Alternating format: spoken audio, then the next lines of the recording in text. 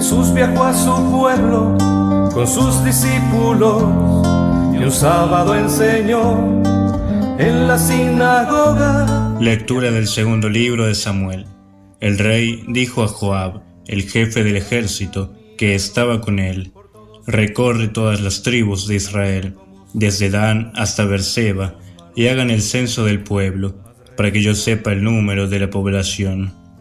Joab presentó al rey las cifras del censo de la población, y resultó que en Israel había 800.000 hombres aptos para el servicio militar, y en Judá 500.000.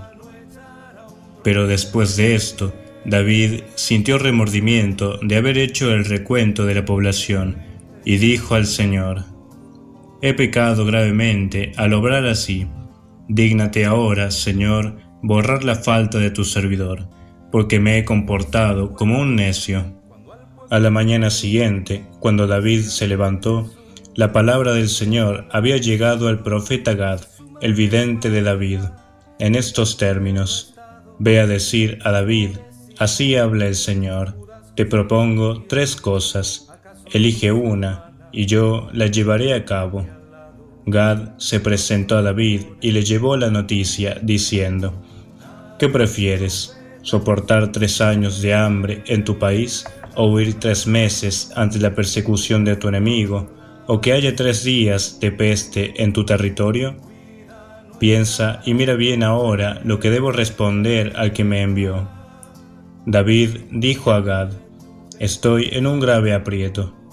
Caigamos más bien en manos del Señor, porque es muy grande su misericordia, antes que caer en manos de los hombres. Entonces el Señor envió la peste a Israel, desde esa mañana hasta el tiempo señalado, y murieron 70.000 hombres del pueblo, desde Dan hasta Beerseba. El ángel extendió la mano hacia Jerusalén para exterminarla, pero el Señor se arrepintió del mal que le infligía y dijo al ángel que exterminaba al pueblo: basta ya, retira tu mano. El ángel del Señor estaba junto a la era de Araúna, el Jebuseo. Y al ver al ángel que castigaba al pueblo, David dijo al Señor: soy yo el que he pecado, soy yo el culpable. Pero estos, las ovejas, ¿qué han hecho? Descarga tu mano sobre mí y sobre la casa de mi padre. Palabra de Dios. Perdona, Señor, mi culpa y mi pecado. Feliz el que ha sido absuelto de su pecado y liberado de su falta. Feliz el hombre a quien el Señor no le tiene en cuenta las culpas y en cuyo espíritu no hay doblez. Perdona, Señor, mi culpa y mi pecado. Yo reconocí mi pecado y no te escondí mi culpa, pensando: confesaré mis faltas al Señor, y tú perdonaste mi culpa y mi pecado. Perdona, Señor, mi culpa y mi pecado. Por eso, que todos tus fieles te supliquen en el momento de la angustia, y cuando irrumpan las aguas caudalosas, no llegarán hasta ellos. Perdona, Señor, mi culpa y mi pecado. Tú eres mi refugio, tú me libras de los peligros y me colmas con la alegría de la salvación. Perdona, Señor, mi culpa y mi pecado.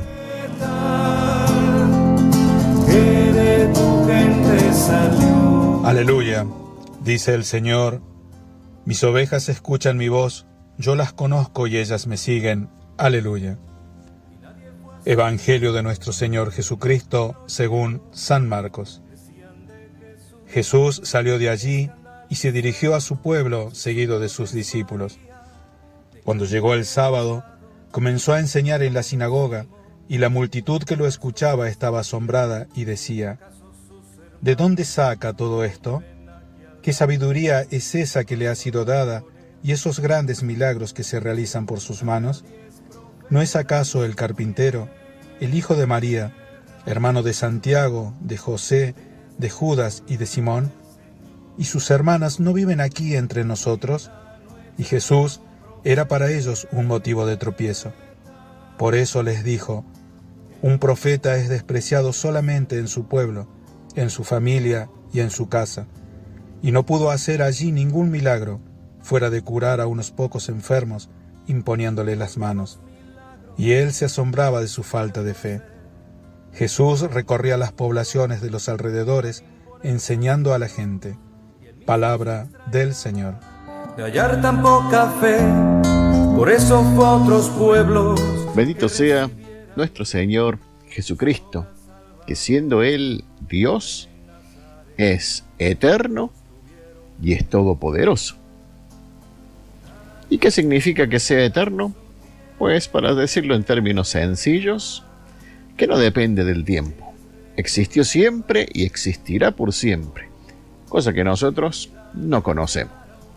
¿Y qué es que sea todopoderoso? Bueno, por decirlo en términos simples, es que no tiene ningún tipo de límites. El tema está en que en el relato del Evangelio de hoy, estas dos condiciones de Jesús no estaban ni a la vista ni en el entendimiento de quienes lo criticaban, lo rodeaban. Pero tampoco tenemos que sorprendernos tanto, puesto que nosotros hoy sabemos la verdad, pero a ellos les era muy difícil reconocer que estaban delante de Dios hecho hombre. Pero de todas maneras estaban cometiendo un gravísimo pecado, que es el pecado de la envidia. Porque para entender bien el pecado de la envidia, tenemos que reconocer que la envidia no es querer lo que otro tiene. Eso en todo caso será ambición. La envidia es, aunque yo no quiera lo que otro tiene, no creo que el otro lo merezca.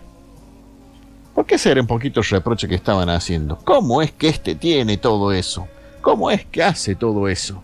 Ninguno de ellos quería hacer milagros, ninguno de ellos quería tener la sabiduría de Jesús, pero ellos asumían que él no merecía tener eso, sea de donde sea que lo hubiese sacado.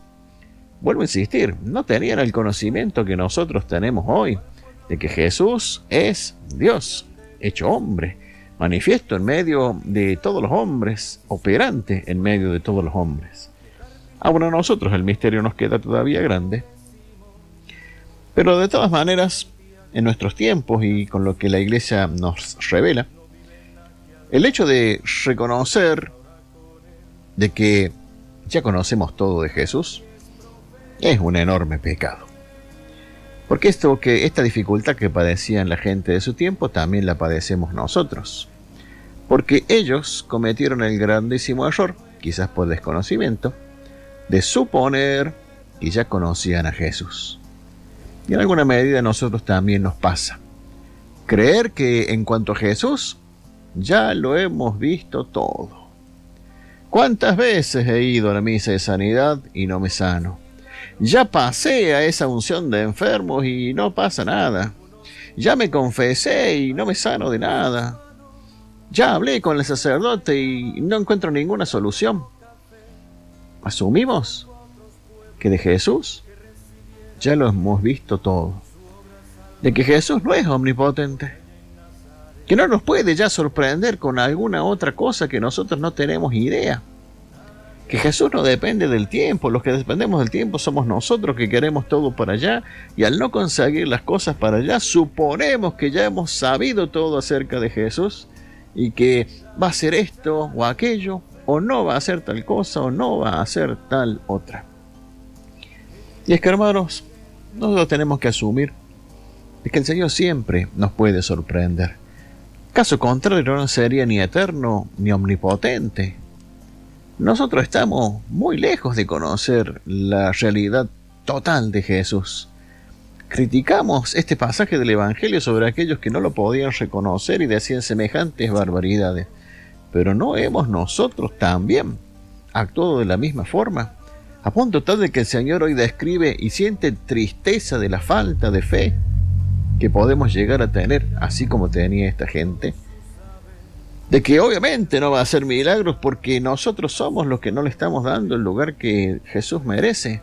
Dios con nosotros. Y es por eso que tenemos que trabajar un poco en esto, ¿no? Dejar que el Señor nos sorprenda, saber de que Él, al ser también todopoderoso, inmediatamente es todo sabio.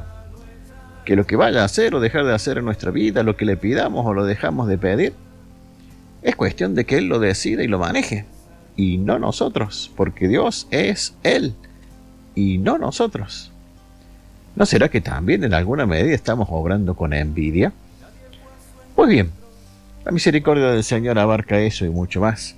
Será cuestión que nosotros entonces nos sumemos a su misericordia y tomemos esa misericordia para nosotros, para empezar a acomodar un poquito nuestras ideas y no poner al Señor en un papel de un solo mero hombre que ya le conocemos todo y no sé qué. Pues Dios es Dios, Jesucristo es Dios y nosotros tenemos mucho por conocer y su misericordia permite que le sigamos conociendo toda vez que cada día le dedicamos este espacio y cuanto más un ratito más de nuestra vida en escuchar y meditar la palabra de Dios para aprender a ponerla en práctica. Dejemos que el Señor nos sorprenda. ¿Estamos conociendo el amor infinito? Que Dios les bendiga. Nos encontramos.